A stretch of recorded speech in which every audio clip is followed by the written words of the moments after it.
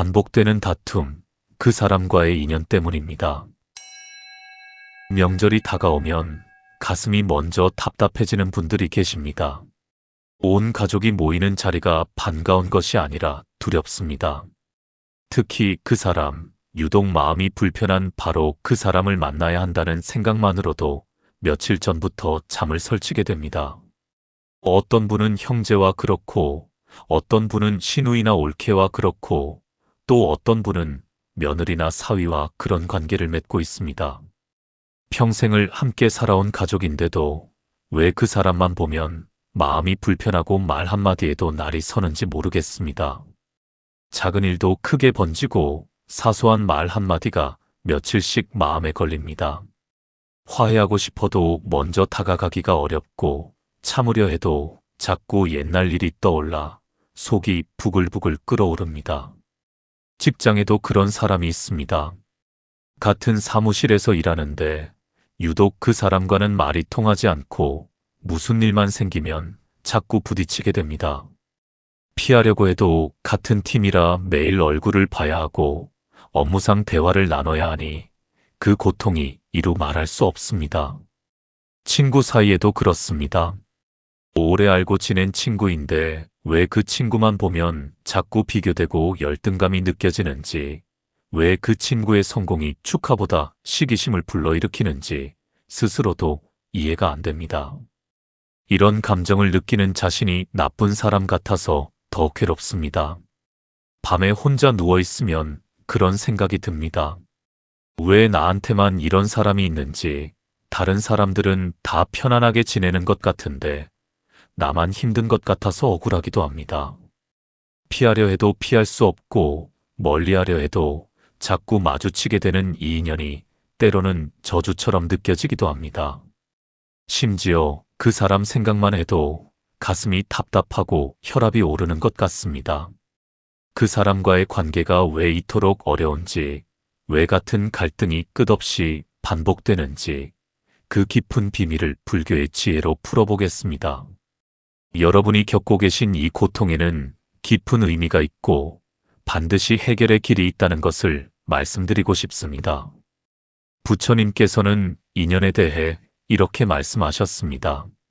세상의 모든 만남은 우연이 아니라 과거 생부터 이어져 온 인연의 끈으로 연결되어 있다고 하셨습니다. 지금 이 순간 우리 곁에 있는 모든 사람들은 전생에서부터 어떤 식으로든 인연을 맺었던 존재들입니다. 스쳐 지나가는 사람도 평생을 함께하는 가족도 모두 과거생의 인연으로 다시 만난 것입니다. 그 중에서도 유독 힘들고 어려운 관계는 전생에서 풀지 못한 업의 매듭이 남아있는 경우가 많습니다. 어쩌면 우리가 그 사람에게 빚을 졌거나 반대로 그 사람이 우리에게 상처를 주었던 과거가 있을 수 있습니다. 혹은 서로에게 서운함을 주고받으며 풀리지 않은 감정의 응어리가 남았을 수도 있습니다. 이런 업의 매듭은 한 생에서 끝나지 않고 다음 생으로 또 그 다음 생으로 이어집니다. 그래서 다시 만나게 되고 그 만남 속에서 과거의 빚을 갚거나 상처를 치유할 기회를 얻게 됩니다. 불교에서는 이것을 업보라고 부릅니다. 우리가 과거에 지은 행위의 씨앗이 시간을 넘어 열매로 돌아오는 것입니다. 선한 씨앗을 뿌렸다면 좋은 인연으로 만나게 되고 악한 씨앗을 뿌렸다면 어려운 인연으로 다시 마주하게 됩니다. 지금 여러분 곁에 있는 그 어려운 사람을 한번 떠올려 보십니다. 그 사람과의 관계에서 자꾸만 같은 패턴이 반복되지 않습니까? 작은 일로 시작된 대화가 어느새 감정 싸움으로 번지고 화해하려 해도 어색함이 가시지 않습니다. 시간이 지나면 괜찮아질 것 같은데 또다시 비슷한 일로 충돌하게 됩니다. 심지어 똑같은 주제로 똑같은 방식으로 다투는 자신을 발견하게 됩니다. 이런 반복은 단순히 성격 차이나 가치관의 차이 때문만은 아닙니다. 전생에서부터 이어져 온 업의 고리가 아직 풀리지 않았기 때문입니다. 부처님께서는 화엄경에서 이렇게 말씀하셨습니다. 과거의 업이 현재를 만들고 현재의 행위가 미래를 만든다고 하셨습니다. 우리가 지금 경험하는 모든 관계의 어려움은 과거에 우리가 지은 업의 결과입니다. 동시에 지금 우리가 어떻게 행동하느냐에 따라 미래의 인연이 달라질 수 있습니다. 이 말씀이 처음에는 믿기지 않을 수도 있습니다. 내가 무슨 잘못을 했다고 이런 고통을 받아야 하는지 억울하게 느껴질 수도 있습니다. 하지만 부처님의 가르침은 우리를 벌하려는 것이 아니라 깨달음으로 인도하려는 자비로운 손길입니다. 그렇다면 우리는 이 어려운 인연을 어떻게 받아들여야 하는지 살펴보겠습니다. 먼저 이해해야 할 것은 그 사람이 우리 삶에 나타난 것 자체가 하나의 기회라는 점입니다. 전생의 빚을 갚고 풀리지 않은 매듭을 풀 수 있는 귀한 기회입니다. 만약 그 사람과의 인연이 없었다면 우리는 그 업의 짐을 계속 지고 다음 생으로 넘어가야 했을 것입니다. 하지만 지금 이렇게 다시 만났다는 것은 부처님께서 우리에게 그 업을 정리할 기회를 주신 것입니다. 물론 그 과정이 쉽지 않습니다. 때로는 너무 힘들어서 도망치고 싶고 그냥 관계를 끊어버리고 싶은 마음이 듭니다. 하지만 업의 법칙은 피한다고 해서 사라지지 않습니다. 이번 생에서 풀지 못하면 다음 생에서 또다시 비슷한 형태로 만나게 될 것입니다. 어쩌면 더 어려운 관계로 더 깊은 갈등으로 만날 수도 있습니다. 그러니 지금 이 순간이 그 고리를 끊을 수 있는 가장 좋은 때입니다. 한 가지 예를 들어보겠습니다. 어느 할머니가 계셨는데 며느리와의 관계가 평생 편하지 않았습니다. 무슨 말을 해도 며느리는 시어머니의 뜻을 거스르는 것처럼 행동했고 할머니도 며느리가 못마땅하기만 했습니다. 아침에 일어나 며느리 얼굴을 보면 하루 종일 기분이 안 좋았고 며느리가 해주는 밥도 입에 안 넘어갔습니다. 명절만 되면 며느리와 큰 소리로 다투고 그때마다 아들은 중간에서 애만 태웠습니다. 세월이 흘러 손주들이 자라고 할머니의 나이도 많아졌지만 그 관계는 나아지지 않았습니다. 오히려 세월이 갈수록 서로에 대한 원망만 쌓여갔습니다. 할머니는 스님을 찾아가 이 고통을 하소연했습니다. 스님께서는 할머니에게 이렇게 말씀하셨습니다. 전생에 할머니께서 누군가에게 큰 서운함을 주셨던 일이 있을 것이라고 그 업의 빚을 지금 며느리를 통해 갚고 계신다고 하셨습니다. 할머니는 처음에는 이해하기 어려웠습니다. 내가 뭘 잘못했다고 이런 고통을 받아야 하는지, 며느리야말로 나를 힘들게 하는 사람인데 왜 내 탓을 하는지 화가 나기도 했습니다. 하지만 스님의 말씀을 곰곰이 되새기며 며칠을 보내다 보니 마음이 조금씩 바뀌기 시작했습니다. 며느리를 미워할 것이 아니라 이 인연을 통해 과거의 빚을 갚을 수 있다는 생각을 하니 마음이 한결 가벼워졌습니다. 할머니는 며느리에게 먼저 다가가 작은 것부터 이해하려고 노력했습니다. 며느리가 아침에 지어주는 밥상을 받으며 고맙다는 말을 건넸고 며느리가 집안일로 힘들어하면 괜찮다고 위로했습니다. 며느리의 입장에서 생각해보고 며느리가 힘들어하는 것을 공감하려 애썼습니다. 처음에는 어색하고 부자연스러웠지만 조금씩 진심이 담기기 시작했습니다. 시간이 흐르면서 며느리도 조금씩 마음을 열기 시작했고 두 사람의 관계는 예전과는 확연히 달라졌습니다. 완벽하지는 않았지만 적어도 서로를 원망하고 미워하는 관계는 아니게 되었습니다. 오히려 서로를 이해하고 배려하는 마음이 생겨났습니다. 이처럼 어려운 인연을 업보의 관점에서 바라보면 관계가 달라질 수 있습니다. 상대방을 탓하고 원망하는 대신 이것이 과거생부터 이어져 온 인연의 매듭임을 받아들이게 됩니다. 그리고 그 매듭을 풀기 위해 내가 먼저 노력해야 한다는 것을 깨닫게 됩니다. 부처님께서는 법구경에서 이렇게 말씀하셨습니다.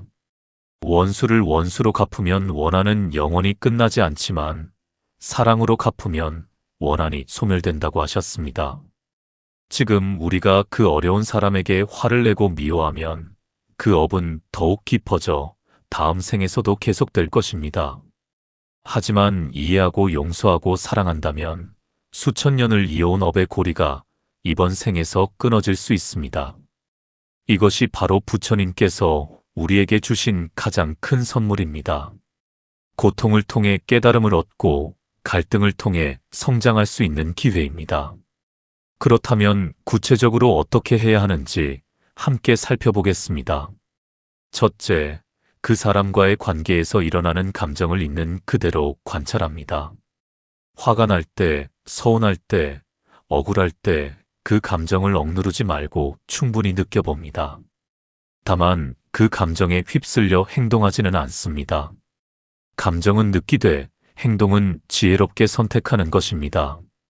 부처님께서 가르치신 사띠, 즉 알아차림을 실천하는 것입니다. 지금 내가 화가 나고 있구나, 내 마음이 불편하구나 하고 그저 관찰만 합니다. 그러면 감정의 파도가 조금씩 잦아들고 그 뒤에 숨어있던 진짜 마음이 보이기 시작합니다. 어쩌면 화가 아니라 서운함이었을 수도 있고 미움이 아니라 두려움이었을 수도 있습니다. 이렇게 자신의 감정을 정확히 알아차리는 것이 변화의 첫걸음입니다. 둘째, 상대방도 나와 같은 업의 굴레 속에 있는 존재임을 기억합니다. 그 사람 역시 전생의 업을 짊어지고 이 생을 살아가고 있습니다. 나에게 상처를 주는 것처럼 보이지만 사실 그 사람도 자신의 업 때문에 고통받고 있을 가능성이 큽니다. 그 사람도 밤에 잠을 못 이루고 관계 때문에 괴로워하고 있을 수 있습니다. 부처님께서는 모든 중생이 괴로움에서 벗어나기를 바라셨습니다. 나만 편해지고 싶은 것이 아니라 그 사람도 함께 괴로움에서 벗어나기를 바라는 마음을 가져야 합니다. 이것이 바로 자비심입니다. 자비심은 특별한 사람에게만 베푸는 것이 아니라 나를 힘들게 하는 사람에게도 베풀 수 있어야 합니다. 셋째, 작은 것부터 먼저 베풉니다. 미소 한 번, 부드러운 말 한마디, 따뜻한 눈빛 하나면 충분합니다. 거창한 변화를 기대하지 말고 오늘 할 수 있는 작은 선행부터 시작합니다. 아침에 마주쳤을 때 먼저 인사하기, 식사 후에 고맙다는 말 건네기, 힘들어 보일 때 괜찮냐고 물어보기, 이런 작은 것들입니다. 어쩌면 상대방은 당장 변하지 않을 수도 있습니다. 심지어 더 냉랭하게 반응할 수도 있습니다. 하지만 중요한 것은 상대방의 변화가 아니라 내 마음의 변화입니다. 내가 먼저 선한 씨앗을 뿌리면 그것은 반드시 언젠가 좋은 열매로 돌아올 것입니다. 이번 생에서 돌아오지 않는다면 다음 생에서라도 반드시 돌아옵니다. 넷째, 용서의 마음을 연습합니다. 용서는 상대방을 위한 것이 아니라 나 자신을 위한 것입니다. 용서하지 않고 원망을 품고 있으면 그 무거운 짐을 내가 평생 짊어지고 가야 합니다. 그 짐이 내 가슴을 짓누르고 내 건강을 해치고 내 행복을 빼앗아갑니다.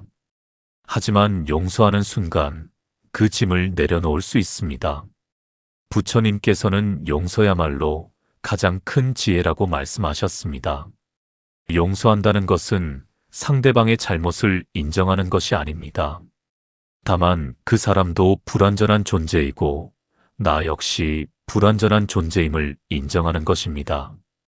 그리고 우리 모두가 각자의 업을 안고 최선을 다해 살아가고 있다는 것을 받아들이는 것입니다. 용서는 한 번에 완성되는 것이 아닙니다. 매일 조금씩 천천히 연습하는 것입니다. 다섯째, 기도와 명상을 통해 마음을 정화합니다. 매일 아침 부처님 전에 그 사람의 행복을 빌어봅니다. 그 사람이 건강하기를, 평안하기를, 행복하기를 진심으로 기원합니다. 처음에는 입으로만 하는 말처럼 느껴질 수도 있습니다. 심지어 거짓말하는 것 같아서 불편할 수도 있습니다. 하지만 매일 반복하다 보면 어느새 진심이 담기게 됩니다. 그리고 그 진심이 내 마음을 변화시키고 결국 관계도 변화시킵니다. 명상을 할 때는 호흡에 집중하면서 마음의 평화를 찾습니다. 분노와 원망의 감정이 올라올 때마다 숨을 깊이 들이쉬고 내쉬면서 그것을 흘려보냅니다. 마음이 고요해지면 사물을 더 명료하게 볼 수 있게 됩니다. 여섯째, 인내심을 가지고 기다립니다. 수천 년 동안 쌓인 업의 매듭이 하루아침에 풀릴 수는 없습니다. 때로는 몇 년이 걸릴 수도 있고 어쩌면 이번 생에서는 완전히 풀리지 않을 수도 있습니다. 하지만 중요한 것은 포기하지 않고 계속 노력하는 것입니다. 한 걸음씩 한 번에 하나씩 풀어가다 보면 반드시 변화가 일어납니다. 부처님께서는 인내야말로 가장 큰 수행이라고 하셨습니다. 급하게 결과를 바라지 말고 과정 자체를 수행으로 받아들입니다. 매일 작은 변화를 만들어가는 것, 그것이 바로 수행입니다. 일곱째, 감사하는 마음을 키웁니다. 그 사람이 비록 나에게 어려움을 주지만 그 덕분에 내가 성장할 수 있다는 것에 감사합니다. 관계 속에서는 결코 배울 수 없는 인내와 용서와 자비를 배우고 있습니다. 이것이야말로 부처님께서 우리에게 주시는 가장 큰 선물입니다. 매일 잠들기 전에 오늘 하루도 나를 성장시켜준 그 사람에게 감사하는 마음을 가져봅니다. 감사의 마음이 쌓이면 원망의 마음은 저절로 사라집니다. 이것이 마음을 변화시키는 가장 강력한 방법입니다. 반복되는 다툼과 어려운 관계는 저주가 아닙니다. 오히려 우리를 더 깊은 깨달음으로 이끄는 부처님의 자비로운 가르침입니다. 그 사람과의 인연은 전생부터 이어져 온 업의 고리를 풀 수 있는 귀한 기회입니다. 지금 이 순간 우리가 어떻게 행동하느냐에 따라 수천 년을 이어온 업보의 사슬을 끊을 수 있습니다. 상대방을 원망하고 미워하면 그 업은 더욱 깊어져 다음 생에서도 계속될 것입니다. 하지만 이해하고 용서하고 사랑한다면 이번 생에서 그 고리를 끊을 수 있습니다. 쉬운 길은 아닙니다. 때로는 너무 힘들어서 포기하고 싶을 때도 있을 것입니다. 하지만 부처님께서 늘 우리와 함께 하신다는 것을 기억하십니다. 우리가 진심으로 노력할 때 부처님의 가피가 함께합니다. 오늘부터 그 어려운 사람을 다른 눈으로 바라보십니다. 원망의 대상이 아니라 함께 업을 풀어가야 할 동반자로 바라봅니다. 미움의 대상이 아니라 나를 성장시켜주는 스승으로 받아들입니다. 그러면 관계가 조금씩 변하기 시작할 것입니다. 어쩌면 아주 작은 변화일 수도 있습니다. 하지만 그 작은 변화가 모여 큰 변화가 되고 결국 우리의 삶 전체를 변화시킵니다. 부처님께서는 일체유심조라고 말씀하셨습니다. 모든 것은 마음먹기에 달려있다는 뜻입니다. 세상을 바꿀 수는 없지만 세상을 바라보는 내 마음은 바꿀 수 있습니다. 상대방을 바꿀 수는 없지만 상대방을 대하는 내 태도는 바꿀 수 있습니다. 그 변화가 바로 해탈로 가는 길입니다. 오늘 이 시간 이후로 여러분의 삶에 작은 변화가 일어나기를 간절히 바랍니다. 어려운 인연 속에서도 평화를 찾고 고통 속에서도 감사를 발견하시기를 기원합니다. 여러분 모두가 이번 생에서 오래된 업의 고리를 끊고 진정한 자유와 평화를 얻으시기를 빕니다. 부처님의 자비와 지혜가 항상 여러분과 함께 하시기를 빕니다.